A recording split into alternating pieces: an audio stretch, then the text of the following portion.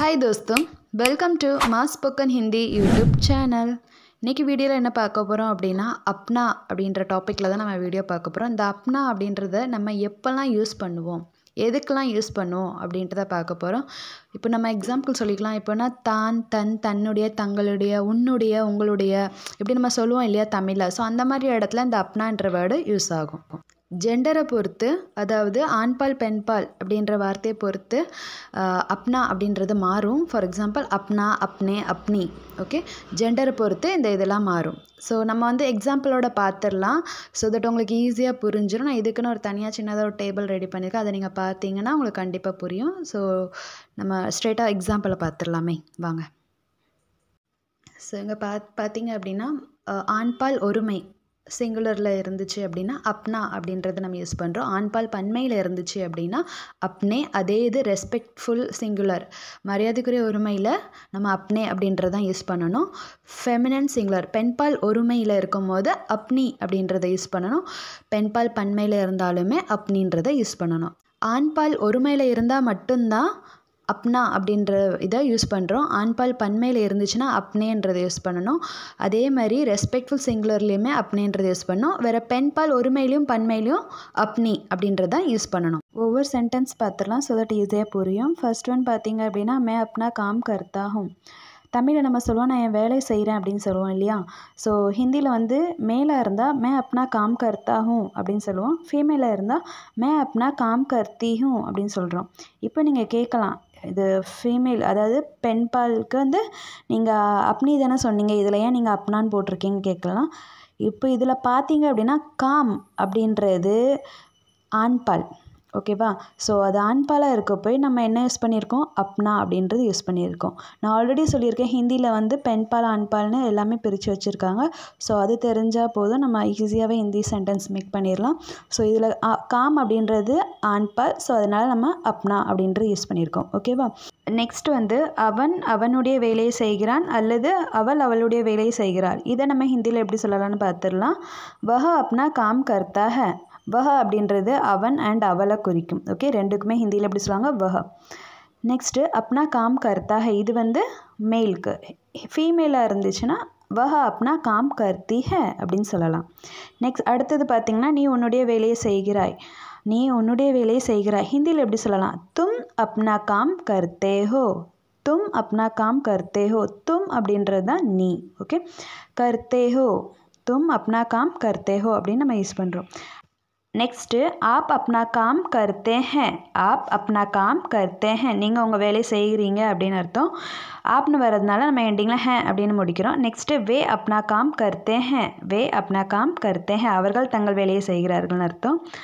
நம்ம அதையே நம்ம ஒன்றுனா பார்த்துடலாம்.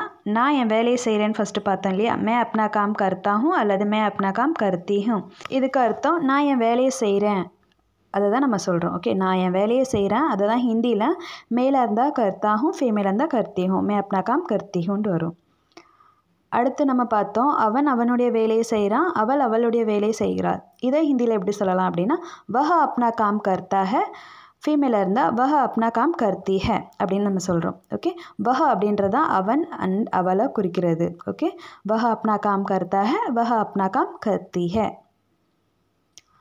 அடுத்து நம்ம பார்த்தது நீ உன்னுடைய வேலையை செய்கிறாய். நீ உன்னுடைய வேலையை செய்கிற அப்படின்னு நம்ம ஹிந்தியில் எப்படி சொல்லலாம், தும் அப்னா காம் கர்த்தே ஹோ.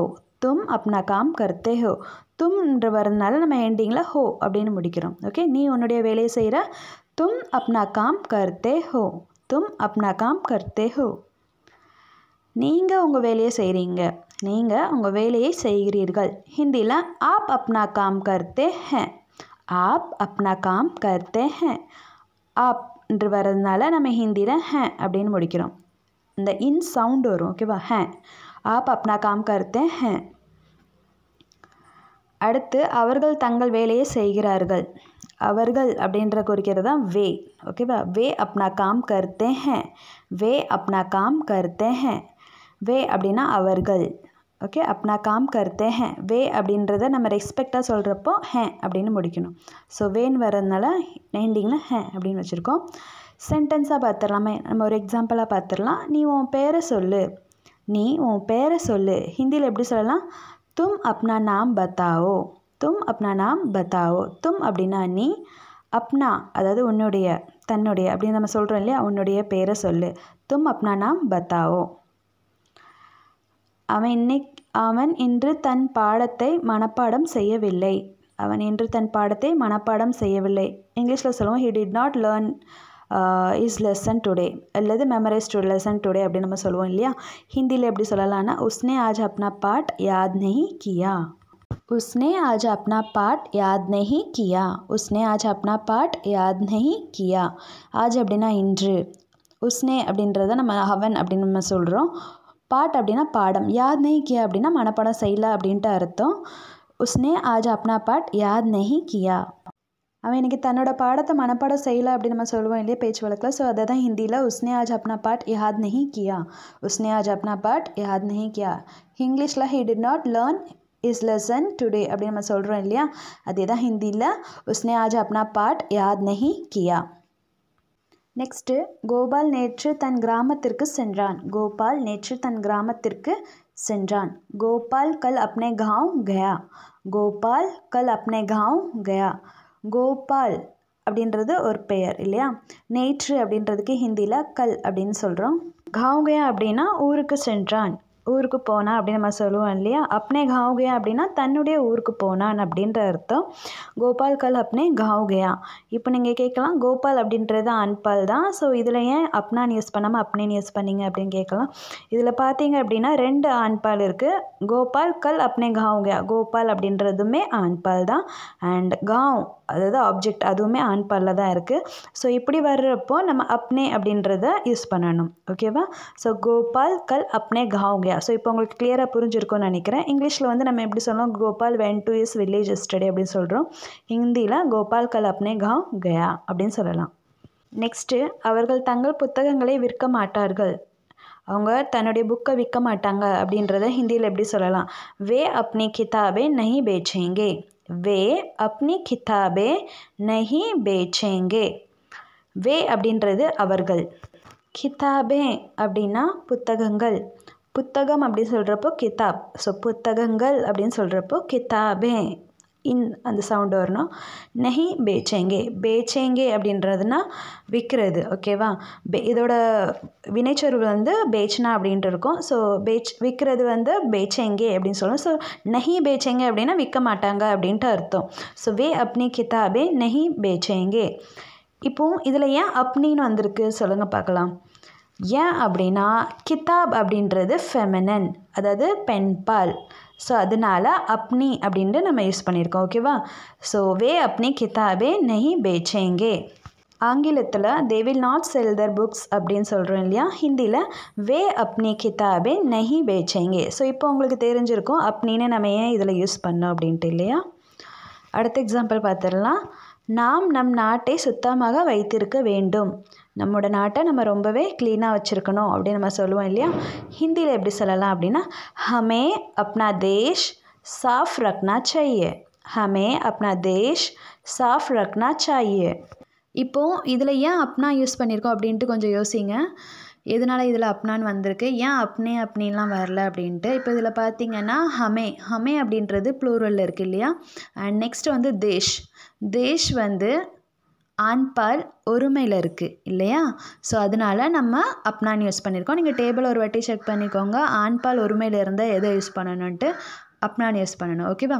ஸோ ஹமே அப்னா தேஷ் சாஃப் ரக்னா சாஹியே. இங்கிலீஷில் we should keep our country clean அப்படின்னு சொல்கிறோம். ஹிந்தியில் ஹமே அப்னா தேஷ் சாஃப் ரக்னா சாஹியே. நாம் நம் நாட்டை சுத்தமாக வைத்திருக்க வேண்டும். ஹிந்தியில் ஹமே அப்னா தேஷ் சாஃப் ரக்னா சாஹியே. நெக்ஸ்ட்டு, கோமதி தன்னுடைய துணிகளை தானே சுத்தம் செய்கிறாள். கோமதி தன்னோட துணியை அவளே சுத்தம் செய்கிறா அப்படின்றத நம்ம ஹிந்தியில் எப்படி சொல்லலாம், கோமதி அப்னே கப்படே खुद साफ करती है. கோமதி அப்னே கப்படே खुद साफ करती है. ஸோ இப்போ இந்த வாக்கியத்தை பார்த்து உங்களுக்கு ஒரு டவுட் வந்திருக்கும், கோமதி அப்படின்றது ஒரு ஃபீமேல் தானே, ஸோ இதில் அப்னின்னு வந்திருக்கலாமே அப்படின்ட்டு நீங்கள் யோசிச்சிருப்பீங்க இல்லையா. ஸோ நான் ஆல்ரெடி சொல்லியிருக்கேன், எப்போவுமே பெயர் சொல் வச்சு தான் அப்னா அப்னே அப்படின்ட்டு நம்ம செலக்ட் பண்ணுறோம். ஸோ இதில் பெயர் சொல், அதாவது நவுன் வந்து என்னது, கப்படா. கப்படா அப்படின்றது வந்து ஆண்பால். ஓகேவா? ஸோ இதில் வந்து ப்ளூரலில் இருக்குது, கப்படே அப்படின்ட்டு இருக்குது. ஸோ கப்படேன்னு வந்துச்சுன்னா ப்ளூரல். ஓகேவா? ஸோ ஆண் பால் பன்மையில் இருந்துச்சுன்னா என்ன வரும்ன்ட்டு நீங்கள் ஒரு வாட்டி டேபிளில் போய் செக் பண்ணிட்டு வாங்கலாம். செக் பண்ணிட்டீங்களா? ஸோ ஆண் பால் பன்மையில் இருந்தால் என்ன வரும்? அப்னேன்னு வரும் இல்லையா? ஸோ அதனால தான் இதில் அப்னே அப்படின்ட்டு நம்ம யூஸ் பண்ணியிருக்கோம். ஓகேவா? இப்போ நான் கிளியராக புரிஞ்சிருக்கும்னு நினைக்கிறேன். ஸோ ஃபுல்லாக ஒரு வாட்டி பார்த்துடலாமா? கோமதி அப்னே கப்படே குத் சாஃப் கர்த்தி ஹே. குத் அப்படின்னா அந்த குத் அப்படின்ற இதுக்குமே நான் ஒரு வீடியோ போடுறேங்க. தன்னுடைய அப்படின்ட்டு நம்ம சொல்கிறது, தன்னுடைய துணியை தானே சுற்ற வச்சுக்கிட்டோம், தன்னுடையன்றது அப்னே வருது, இது ஏன் வருது அப்படின்னுட்டு இதுக்கு நான் கிளியராக ஒரு வீடியோ போடுறேன். அப்போ தான் உங்களுக்கு கிளியராக புரியும். ஸோ கோமதி தன்னுடைய துணியை தானே சுத்தம் செய்கிறாள். ஹிந்தியில் கோமதி அப்னே கப்படே குத் சாஃப் கர்த்தி ஹே. நெக்ஸ்ட்டு ராம்நாத் தன்னுடைய சகோதரியை நேசிக்கிறான். ராம்நாத் லவ்ஸ் இஸ் சிஸ்டர் அப்படின்னு இங்கிலீஷில் சொல்கிறேன் இல்லையா? ஹிந்தியில் எப்படி சொல்லலாம் அப்படின்னா ராம்நாத் அப்னி பஹன் சே பியார் கர்த்தா ஹே. ராம்நாத் அப்னி பஹன் சே பியார் கர்த்தா ஹே. பார்த்திங்கன்னா பெஹன் அப்படின்றது சிஸ்டர் இல்லையா? ஸோ அதனால் இதில் நம்ம அப்னி அப்படின்ட்டு யூஸ் பண்ணியிருக்கோம். புரிஞ்சிருக்கும் இல்லையா? அடுத்தது பார்த்திங்கன்னா தன்னை பெரியவன் என்று சொல்லி கொள்கிறவன் உண்மையில் பெரியவன் இல்லை. தன்னை பெரியவன் அப்படின்ட்டு சொல்லிகிட்டு இருக்கிறவன் உண்மையில் அவன் பெரியவன் இல்லை அப்படின்றத இங்கிலீஷில் எப்படி சொல்கிறோம்? One who calls himself great is not really great அப்படின்னு சொல்கிறோம் இல்லையா? ஹிந்தியில் எப்படி சொல்லலாம் அப்படின்னா अपने को जो बड़ा कहता है वह सचमुच बड़ा नहीं है. अपने को जो बड़ा कहता है वह सचमुच बड़ा नहीं है. अपने को जो बड़ा कहता है அப்படின்னு தன்னை பெரியவன் என்று சொல்கிறது அப்படின்ட்டு அர்த்தம். சச்முச் அப்படின்னா உண்மையில், படா நஹி ஹே அப்படின்னா பெரியவன் இல்லை அப்படின்ட்டு அர்த்தம். படா அப்படின்னா பெரியவன். ஓகேவா? ஸோ இதில் ஏன் அப்னா யூஸ் பண்ணலை அப்படின்ட்டு உங்களுக்கு ஒரு கேள்வி வரலாம். ஸோ அப்னான்னு யூஸ் பண்ணால் அது வந்து இலக்கண ரீதியாக வந்து அது கரெக்டான வாக்கியமாக இருக்காது. அப்னா அப்படின்னா தன்னுடைய, தன்னை அப்படின்னு சொல்கிறது. இதில் வந்து தன்னையே பெரியவன் என்று சொல்கிறவன் அப்படின்ட்டு நம்ம சொல்கிறோம். இப்போ நீங்களே தமிழில் வந்து தன்னுடைய பெரியவன் என்று சொல்கிறவன் உண்மையில் பெரியவன் இல்லை இப்படி சொல்கிறது ஒரு சென்டென்ஸாக இருக்கா? இல்லை, ஒரு வாக்கியமாகவே தெரியல இல்லையா? தன்னையே பெரியவன் என்று சொல்லிக் கொள்கிறவன் உண்மையில் பெரியவன் இல்லை இப்படி சொன்னதான ஒரு வாக்கியமாக இருக்குது. அதே மாதிரி தாங்க இதுவும். அப்னா அப்படின்ட்டு போட்டால் அது வந்து கரெக்டான வாக்கியமாக இருக்காது. அப்னே அப்படின்னு போட்டால் தான் சரியான வாக்கியமாக இருக்கும். அதாவது இங்கிலீஷில் வந்து ரிஃப்ளெக்சிவ் ப்ரொனவுன்னு சொல்கிறோம். ஸோ அப்படி இருக்கிறப்போ நம்ம அப்னே அப்படின்ட்டு யூஸ் பண்ண தான் அந்த வேர்டு, அந்த வாக்கியம் வந்து கரெக்டாக இருக்கும். அப்னே கோ ஜோ படா கஹத்தா ஹை வஹ் சச்முச் படா நஹி ஹை.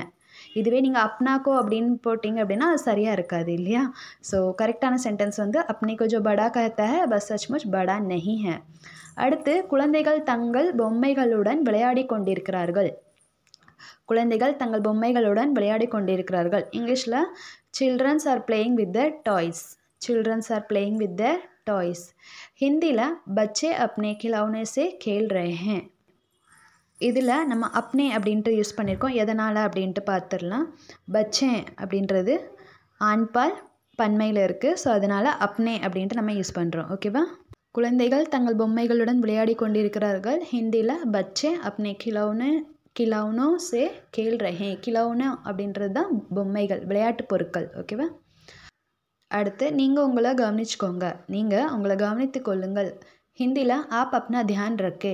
ஆப் அப்னா தியான் ரக்கே. இங்கிலீஷில் take care of your self அப்படின்னு சொல்கிறோம். ஹிந்தியில் ஆப் அப்னா தியான் ரக்கே. இதில் நம்ம அப்னா அப்படின்ற வேர்டை யூஸ் பண்ணியிருக்கோம். ஆப் அப்னா தியான் ரக்கே. நெக்ஸ்ட்டு அவள் தன் தோழியுடன் பேசி கொண்டிருக்கிறாள். அவள் தன் தோழியுடன் பேசி கொண்டிருக்கிறாள். இதில் வந்து தோழி என்னது? பெண்பால். ஸோ இதில் நம்ம என்ன யூஸ் பண்ணலாம்? அஃப்கோர்ஸ் உங்களுக்கு தெரிஞ்சிருக்கும், அப்னி இல்லையா?